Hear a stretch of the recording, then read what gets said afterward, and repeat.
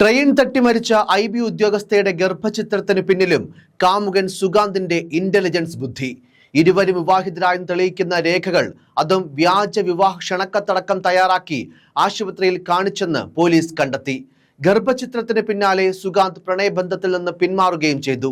വിവാഹത്തിന് താല്പര്യമില്ലെന്ന് വ്യക്തമാക്കുന്ന സന്ദേശം പെൺകുട്ടിയുടെ അമ്മയ്ക്കാണ് സുഗാന്ത് അയച്ചതെന്നും പോലീസ് കണ്ടെത്തി. ഇതോടെ എന്തായാലും ഒളിവിൽ കഴിയുന്ന സുഗാന്ത് പോലീസ് പിടിയിലായാൽ കേസിൽ നിന്ന് തലയൂഴാൻ കഴിയാത്ത വിധം സുഗാന്തിനെ പൂട്ടാൻ പോലീസിന് കഴിയും. ഹൈക്കോടതിയിലെ മുൻകൂർ ജാമ്യ ഹർജിയിൽ സുഗാന്ത് വിശദീകരിച്ചതെല്ലാം ഇതോടെ വ്യാജമാണെന്ന്, അതായത് കളവുകളാണെന്ന് തെളിയുകയും ചെയ്യുന്നുണ്ട്. അന്വേഷണത്തിൽ കണ്ടെത്തിയ കാര്യങ്ങൾ സുഗാന്തിന്റെ മുൻകൂർ ജാമ്യത്തെ എതിർക്കാനായി പോലീസ് കോടതിയിൽ അറിയിക്കും. ഇരുവരും വിവാഹിതരായെന്ന് തെളിയിക്കുന്ന രേഖകളാണ് വ്യാജമായി തയ്യാറാക്കിയത്. വ്യാജ കല്യാണ ക്ഷണക്കത്തുൾപ്പെടെ പോലീസ് കണ്ടെടുത്തു കഴിഞ്ഞു. കഴിഞ്ഞ ജൂലൈയിൽ തിരുവനന്തപുരത്തെ സ്വകാര്യ ആശുപത്രിയിലാണ് ഗർഭചിത്രം നടത്തിയതെന്ന് തെളിയിക്കുന്ന ചികിത്സാ രേഖകളും ലഭിച്ചു. യുവതിയുടെ കുടുംബമാണ് ഈ രേഖകൾ പോലീസിന് നൽകിയത്. ഇതോടെയാണ് അന്വേഷണം പുതിയ ഘട്ടത്തിലേക്ക് എത്തിയതും.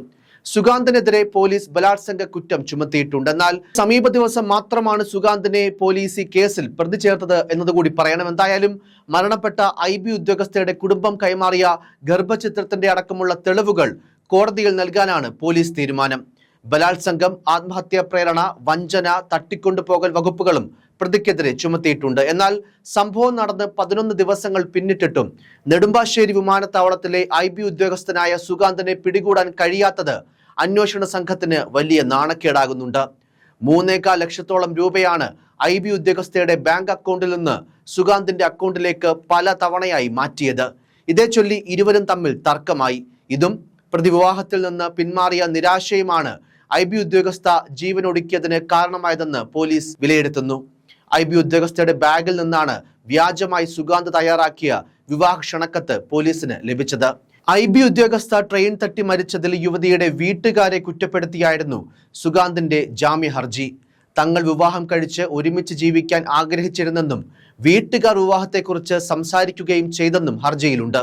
വീട്ടുകാരുടെ നിലപാടിൽ യുവതി നിരാശയിലായിരുന്നുവെന്ന് സുഗാന്ത് മുൻകൂർ ജാമ്യ ഹർജിയിൽ പറയുന്നു. ബന്ധം തുടരാൻ തീരുമാനിച്ച് തങ്ങൾ നെടുമ്പാശ്ശേരി വിമാനത്താവളത്തിനടുത്ത് വീടെടുത്ത് ഒരുമിച്ച് ജീവിക്കാൻ തുടങ്ങി.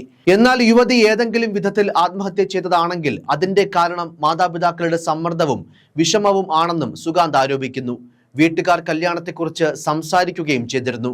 എന്നാൽ ജോത്സ്യനുമായി അഭിപ്രായം തേടിയ യുവതിയുടെ വീട്ടുകാർ സുഗാന്തുമായുള്ള ബന്ധം തുടരുന്നതിനെ രൂക്ഷമായി എതിർത്തിരുന്നുവെന്നും സുഗാന്ത് പറഞ്ഞിട്ടുണ്ട്. വൈകാരികമായും മാനസികമായും ഏറെ അടുപ്പത്തിലായിരുന്നു തങ്ങളെന്നാണ് സുഗാന്ത് അവകാശപ്പെടുന്നത്. എന്നാൽ ഗർഭചിത്രമടക്കമുള്ള കാര്യങ്ങളിൽ സുഗാന്ത് കോടതിയിൽ വിശദീകരണം നൽകിയിട്ടില്ല. തിരുവനന്തപുരം പേട്ട പോലീസാണ് സുഗാന്തിനെതിരെ കേസെടുത്തത്. മാർച്ച് 24-നാണ് പേട്ട റെയിൽവേ മേൽപ്പാലത്തിന് സമീപം IB ഉദ്യോഗസ്ഥയെ തീവണ്ടി തട്ടി മരിച്ച നിലയിൽ കണ്ടെത്തിയത്. സഹപ്രവർത്തകനായ മലപ്പുറം സ്വദേശി സുഗാന്തുമായുള്ള ബന്ധത്തിലുണ്ടായ തകർച്ചയാണ് മകൾ ആത്മഹത്യ ചെയ്യാൻ കാരണമെന്നാണ് കുടുംബത്തിന്റെ പരാതി. പാലക്കാട്, എറണാകുളം, മലപ്പുറം ജില്ലകളിലും പോലീസിന്റെ 2 സംഘങ്ങൾ ഒരാഴ്ചയായി അന്വേഷണം നടത്തിയിട്ടും സുഗാന്തിനെ ഇതുവരെ കണ്ടെത്താനായിട്ടില്ല. യുവതി മരിച്ചതിന് തൊട്ടടുത്ത ദിവസം തന്നെ മകളുടെ മരണത്തിന് കാരണക്കാരൻ സുഗാന്ത് ആണെന്ന് ആരോപിച്ച് യുവതിയുടെ പിതാവ് പേട്ട പോലീസിൽ പരാതി നൽകിയെങ്കിലും പോലീസ് ഇത് കാര്യമായി എടുത്തില്ല എന്ന ആക്ഷേപവും ശക്തമാണ്. തന്റെ മകളെ സുഗാന്ത് സാമ്പത്തികമായും ലൈംഗികമായും ചൂഷണം ചെയ്തതിന്റെ തെളിവുകൾ പിതാവ് സ്വന്തം നിലയ്ക്ക് കണ്ടെത്തി ഹാജരാക്കിയതിനൊടുവിലാണ് പോലീസ് കേസെടുക്കാൻ തയ്യാറായത്. പോലീസ് നിലവിൽ സംഭവത്തെപ്പറ്റി പറയുന്നത് ഇങ്ങനെയാണ്. ഇന്റലിജൻസ് ബ്യൂറോയിലെ പരിശീലന കാലത്താണ് ഇരുവരും അടുപ്പത്തിലായത്. വിവാഹം കഴിക്കാമെന്ന് സുഗാന്ത് യുവതിക്ക് ഉറപ്പ് നൽകിയിരുന്നു.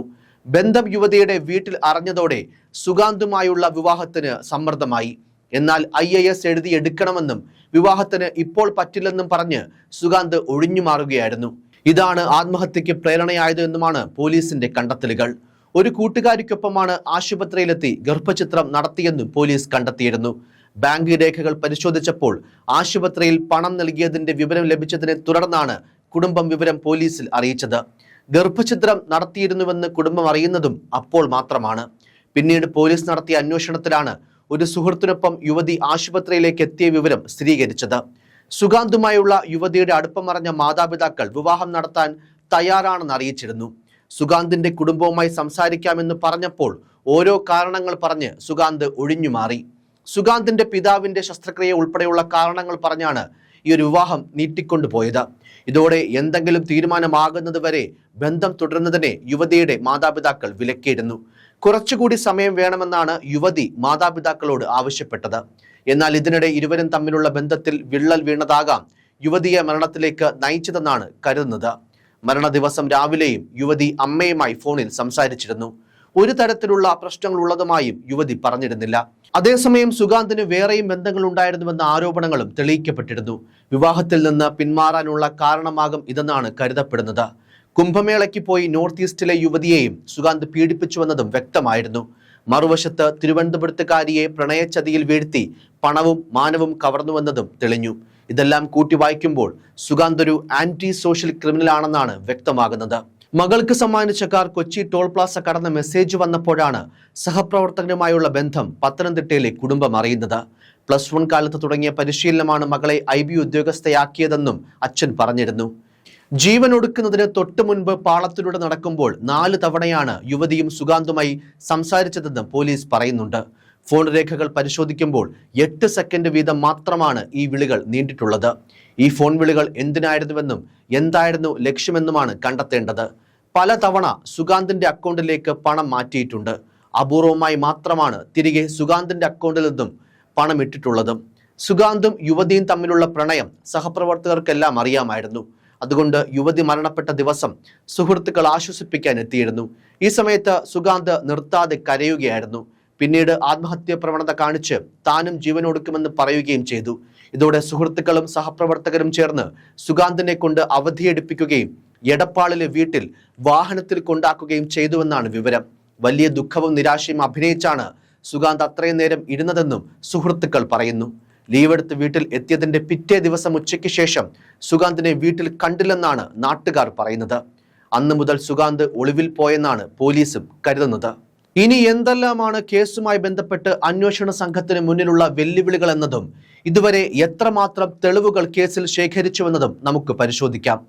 നഗരത്തിലെ സ്വകാര്യ ആശുപത്രിയിൽ കൂട്ടുകാരിയോടൊപ്പം എത്തി ഗർഭചിത്രം നടത്തിയെന്നതിന്റെ രേഖകൾ പോലീസിന് ലഭിച്ചിട്ടുണ്ട്.